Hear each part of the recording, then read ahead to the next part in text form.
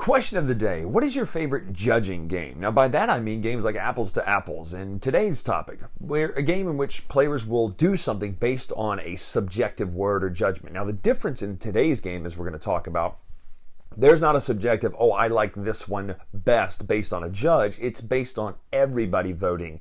And you could really think you're setting yourself up and then mess yourself up. So today we're talking about Keepers. This is a beautiful looking game. And so it's essentially you're curating art for an artist, and I butcher his name multiple times in the how to play here in a minute. But let me know in the comments below, what is your favorite judgment game? A game in which you're setting a judgment based on players' actions to get points. So let's take a look at how Keepers plays, what it does. We'll come back, talk final thoughts right now.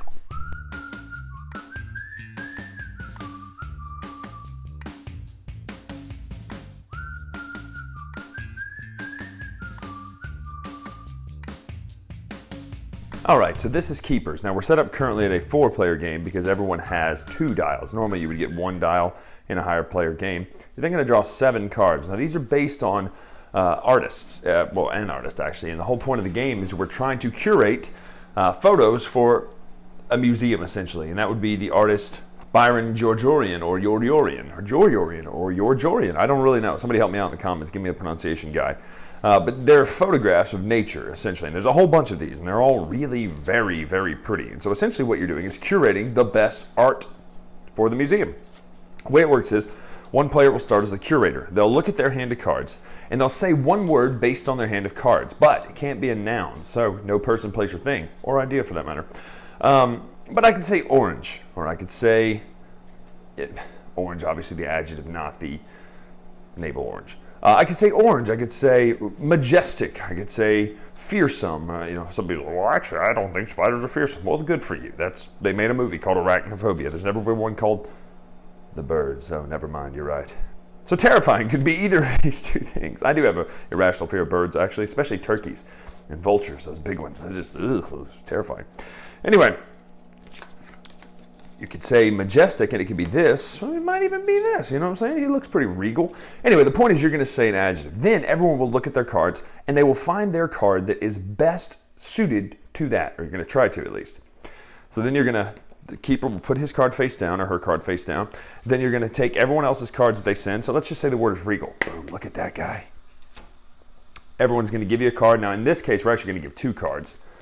We don't really have good choices here. Ooh. Let's see what happens if you get stuck and you don't have great choices. Playing this live. Oh yeah, he's got a crown. We'll go with that.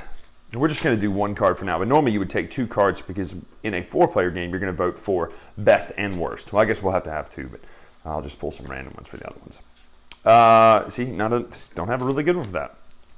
And we'll throw one more. We'll throw these 3 cards in there too. 4 cards. All right. So then the keeper will shuffle them up. And then the voting happens. Now the way it works is you're going to play these cards out here, and we'll put them out just, the camera won't be able to see all of them because it's a pretty wide mat. It's 8 cards wide, and there's about a ½ inch gap in between each one. So it stretches a pretty good bit. It's probably a 2.5 foot play mat, which is nice, but it's just nice neoprene. Everyone looks out here at the board, and they're going to make 2 votes. Now you could choose to vote in the same category as in most like the word. So let's say the word is regal. I look at that eagle and I go, yeah, that's a regal eagle, regardless of the rhyming. So I will turn my dial to 5 because it's at number 5, and I'll put this face down. Now I could also say, there's nothing regal about this picture at all. It just looks artistic. So we're going to go with 3 and a red. Then we're going to count who has the most green votes. After everyone votes, we'll flip over. Whichever one has the most green votes, you'll announce, hey, that was my card. That person keeps that card, sticks it under their keeper token, which is this. The game plays until everyone's been the curator. You'll then count who has the most cards. That person wins and has the best taste in art description, I guess. Anyway, that's how you play Keepers. Pretty simple voting game based on trying to align with the word that was given, even though it's an adjective or an adverb or something like that. So Keepers, very simple teach, very easy to get people to understand the concept. That's how you play, and it is beautiful.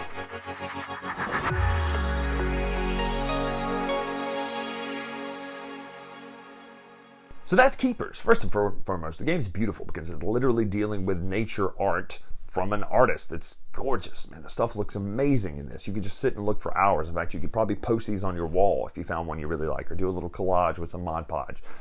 But as far as art and art direction, we usually spend a lot of time on that. Obviously, the art is amazing. The art direction is non-existent. You don't have to have art direction because you have cards. You name a word based on those cards, and then you vote. So it's really quick. Like, this is one that can be played very fast, especially if people grasp the concept. But it's also silly and fun because people go, well, wait a minute. That moose has got a crown. That looks regal, like the example we used. And someone may be completely off base to try to throw people off. And there's a fine line you have to walk between throwing people off to vote for yours and against yours. And granted, there's no known information. You just know your card. You can't vote for your card, but you do have to vote. So having that little piece of information of knowing, okay, wait a minute, I have to vote. And I hope that I said a word that is good enough to where other people don't go, oh, wow, there's a squirrel with an actual crown and scepter in his hand. Clearly that's going to be the one that's regal, right?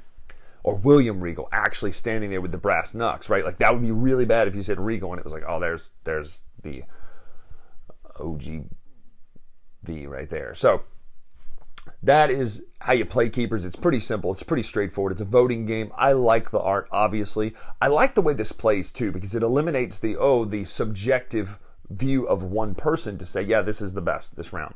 And it really does mean you have to think outside the box sometimes and also strategically go, wait a minute, maybe I need to throw some votes this time from this person, or not that you know the person, but I feel like it's almost too perfect, so let me throw some votes. So you do have that subjectivity in it. But Keepers is a beautiful game. It's a great game night game. I think you're going to really enjoy this. But I'm Bryan Drake here on the Dice Tower. Make sure to follow us on Twitter, Instagram at Dice Tower Bryan, and check out the Dice Tower merch store at dicetowerstore.com. Tons of great merch on there. Enjoy a beverage vessel or a t-shirt or both with a hoodie on. So make sure to check that out at dicetowerstore.com. Until next time, we'll see you.